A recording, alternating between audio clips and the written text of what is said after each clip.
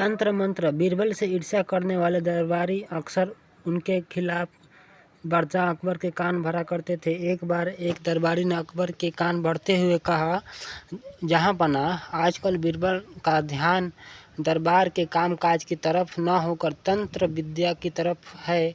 वह कहता है कि तंत्र मंत्र से वो कुछ भी कर सकता है।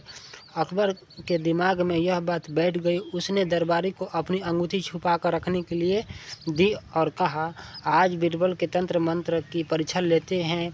जब बीरबल दरबार में आया तो अकबर ने कहा, क्यों बीरबल, सुना है आजकल तुम तंत्र मंत्र में पारंगत हो गए हो और तंत्रों द्वारा कुछ भी कर सकते हो। बीरबल चौंक पड़ा, फिर समझ गया कि किसी दरबारी ने अकबर के कान भरे हैं। अकबर आगे बोले, हमारी अंगूठी कहीं खो गई है, जरा अपने तंत्र मंत्र का कमाल दिखाओ और पता लगाओ कि अंगूठी कहाँ है। बीरबल ने कहा, जैसा आपका हुक्म जहाँ पनाह। और वह एक कागज़ पर आड़ी तिरछी रेखाएं खींचने लगा। ये क्या कर रहे हो बीरबल? अकबर ने हैरान होकर पूछा। जहाँ पनाह, आप इस कागज़ पर अपना हाथ रख दे, अंगूठी जहाँ भी होगी अपने आप आपकी उंगली में आ जाएगी। अकबर ने कागज़ पर अपना हाथ रख दिया। बीरबल ने कुछ चावल मंगवाया और मंत्र बुदबुदाते हुए चावल दरबारियों पर फेंकने लगा। जिस दरबारी को अकबर ने अंगूठी दी थी, जब चावल के दाने उस पर गिरे तो वह डर गया और जेब के अंदर रखी अंगूठी हाथ से कसकर दबा ली ताकि वह उसकी जेब से निकल कर बादशाह अकबर की उंगली में न चली जाए। बीरबल सारे दरबारियों की गतिविधियों को ध्यान से देख रहा था।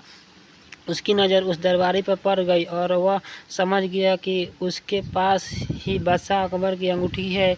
उसने अकबर से कहा, जहाँ पनाह, आपकी अंगूठी तो मिल गई है, बस किसी ने उसे कसकर जकड़ रखा है, इसलिए आपकी उंगली में नहीं आ पाई है। अकबर बीरबल का पैंतरा समझ गए और उस दरबारी को इशारा किया और उसने अंगूठी अकबर को लाकर दे दी। अकबर ने बीरबल की अक्लमंदी से खुश होकर वह अंगूठी उन्हें इनाम में दे दी। दोस्तों, ये कहानी कैसी लगी? दूसरा कहानी है दोस्तों, कभी खुशी कभी गम। एक बार बादशाह अकबर के शानदार दरबार में बीरबल नाम के एक बुद्धिमान और चतुर सलाहकार थे। अपनी त्वरित सोच और चतुर समाधानों के लिए जाने जाने वाले बीरबल को स्वयं बादशाह अकबर सहित राज्य में सभी से प्यार और सम्मान था। बीरबल ने बादशाह के सामने सिर झुकाया और जवाब दिया, महाराज, यह रामू जैसे लोगों की प्रतिभा है जो मुझे समाधान खोजने की अनुमति देती है। मैं राज्य का एक विनम्र सेवक हूँ।